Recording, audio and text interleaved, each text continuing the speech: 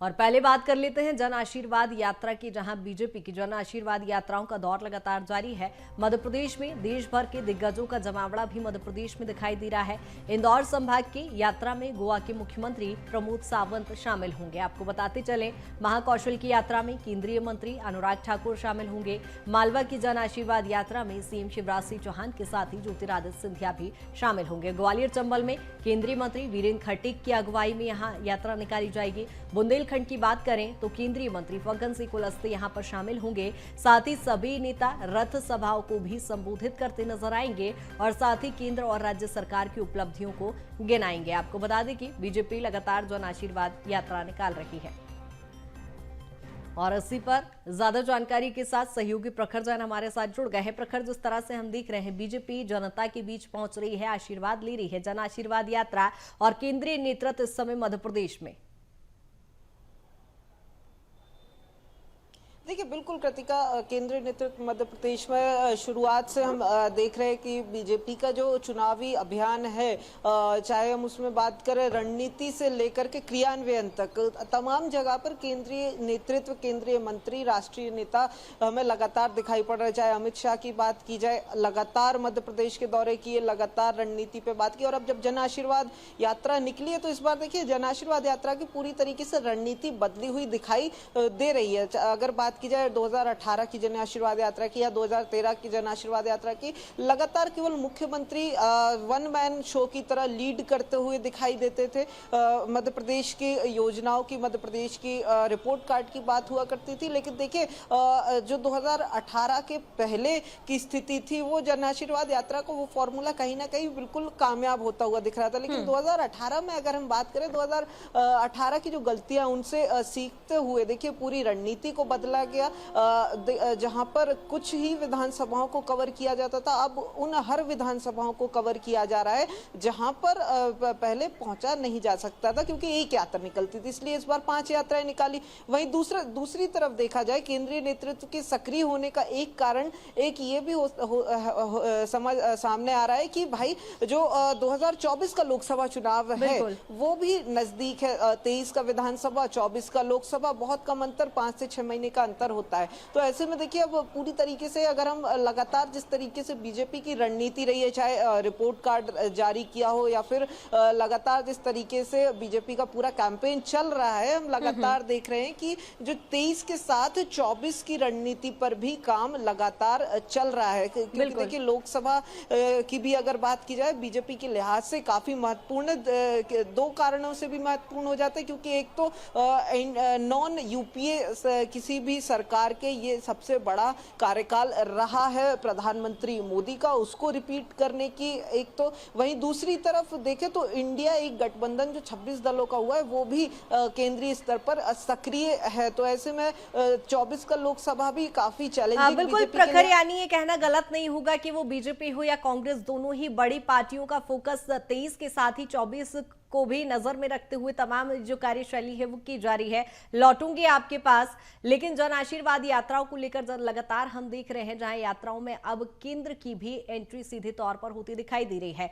कई जगह पर यात्राओं में केंद्रीय नेता शामिल हो रहे हैं, जो चुनाव से पहले प्रदेश की नब्ज टटोलेंगे। आज गोवा के सीएम प्रमोद सावंत, केंद्रीय मंत्री अनुराग ठाकुर, ज्योतिरादित्य सिंधिया, फग्गन सिंह कुलस्ते मोर्चा संभालेंगे। और वहीं इंदौर संभाग की यदि बात करें तो जहां गोवा के सीएम प्रमोद सावंत, पार्टी के राष्ट्रीय महासचिव कैलाश विजयवर्गीय इस यात्रा में शामिल होंगे। वहीं महाकौशल की बात करें तो जन आशीर्वाद यात्रा में केंद्रीय मंत्री अनुराग ठाकुर शामिल होंगे। साथ ही बीजेपी प्रदेश अध्यक्ष वीडी शर्मा भी यहां शामिल होंगे और जनसभा को, रथ सभाओं को संबोधित करते नजर आएंगे। विंध्य क्षेत्र की बात करें तो जन आशीर्वाद यात्रा में सिंगरौली के जयंत से ये प्रारंभ होकर यात्रा में केंद्रीय मंत्री फग्गन सिंह कुलस्ते इसमें शामिल होंगे। साथ ही मध्य प्रदेश शासन के मंत्री भूपेंद्र सिंह भी इसमें शामिल होंगे। मालवा निमाड़ की बात करें तो यात्रा में मुख्यमंत्री शिवराज सिंह चौहान के साथ ही केंद्रीय मंत्री ज्योतिरादित्य सिंधिया भी इसमें शामिल होंगे। साथ ही पार्टी के वरिष्ठ नेता और महाराष्ट्र के सह प्रभारी जयभान सिंह पवैया इसमें शामिल होंगे। ग्वालियर चंबल क्षेत्र की बात करें तो यात्रा में केंद्रीय मंत्री वीरेंद्र कुमार खटीक और मध्य प्रदेश शासन के गृह मंत्री डॉक्टर नरोत्तम मिश्रा इस यात्रा में शामिल होंगे। आपको बता दें कि बीजेपी की जन आशीर्वाद यात्रा लगातार निकाली जा रही है और ग्राफिक्स के जरिए आपको इस यात्रा के महत्व के बारे में भी बता रहे हैं। जहां बुंदेलखंड हो, मालवा निमाड़ हो या विंध्य हो, बघेलखंड हो, हर क्षेत्र में बीजेपी के तमाम दिग्गज नेताओं को जिम्मेदारी दी गई है। महाकौशल की यात्रा में केंद्रीय मंत्री जहां अनुराग ठाकुर शामिल होंगे। आपको बता दें कि केंद्रीय नेतृत्व का जमावड़ा भी मध्य प्रदेश में लगा हुआ है। ऐसे में अलग अलग जगहों की जिम्मेदारी, अलग अलग क्षेत्र की जिम्मेदारी उन्हें दी गई है। प्रखर हमारे साथ लगातार बने हुए हैं। प्रखर, जिस तरह से हमने देखा, यदि हम पिछले चुनावों के जब नतीजों पर नजर डालते हैं तो जिस तरह से महाकौशल में कहीं ना कहीं बीजेपी पिछड़ती नजर आई थी, ऐसे में इस बार हर वर्ग को साधने की कवायद, हर क्षेत्र को साधने की कवायद में केंद्रीय नेतृत्व को जिम्मेदारियां दी गई हैं। देखिए, बिल्कुल निश्चित तौर पर केंद्रीय नेतृत्व हर वर्ग के साथ संवाद करने की कर रहा है बीजेपी के लिए। देखिए, क्योंकि अगर बात की जाए तो जो केंद्र सरकार की योजना है, चाहे उज्ज्वला की बात की जाए या फिर पीएम आवास की बात की जाए, इन तमाम योजनाओं के सहारे केंद्रीय नेतृत्व मध्य प्रदेश को भुनाने की पूरी तरीके से कोशिश कर रहा है। क्योंकि देखिए, 2018 के बाद अगर देखें तो पूरे समीकरण कहीं ना कहीं जो है वो हिले हुए दिखाई दे रहे हैं। इस बार थोड़े से अलग दिखाई दे रहे हैं तमाम समीकरण। चाहे क्षेत्रीय समीकरणों की बात की जाए, वो भी कहीं ना कहीं कुछ नेताओं के दल बदल के बाद काफी ज्यादा बदले हुए नजर आ रहे हैं। वहीं दूसरी तरफ अगर देखा जाए तो जो तमाम योजनाएं हैं उसके बाद हर वर्ग के साथ अलग अलग संवाद किया जा रहा है। चाहे अगर हम बात करें जातिगत समीकरणों के दृष्टिगत रख के अगर देखें तो अलग अलग जातिगत बोर्डों का गठन किया गया, अलग अलग वर्गों के साथ महापंचायत में सीएम के संवाद हुए। अब वहीं दूसरी तरफ केंद्रीय नेतृत्व भी जा रहा है। तो ये एक डबल इंजन की सरकार की बात बीजेपी करती है, तो वो डबल इंजन का डबल प्रभाव कहीं ना कहीं बनाने की बिल्कुल प्रखर। लेकिन बात यदि पुराने चुनावों की जाए तो अटल बिहारी वाजपेयी के समय से यात्राओं के सहारे बीजेपी हमेशा से सत्ता पर काबिज रही है। तो क्या माना जाए कि इस बार भी यात्राओं का ही सहारा है बीजेपी को?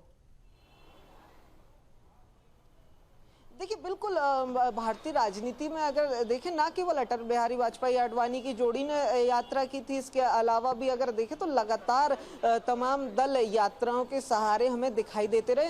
हाल ही का उदाहरण अगर हम देखें तो कांग्रेस ने भी भारत जोड़ो यात्रा के सहारे जो है रीलॉन्च करने की कोशिश की थी। तो बिल्कुल जो यात्राओं का जो प्रभाव है वो मध्य प्रदेश ही नहीं, देश की राजनीति में लगातार देखने को मिला है।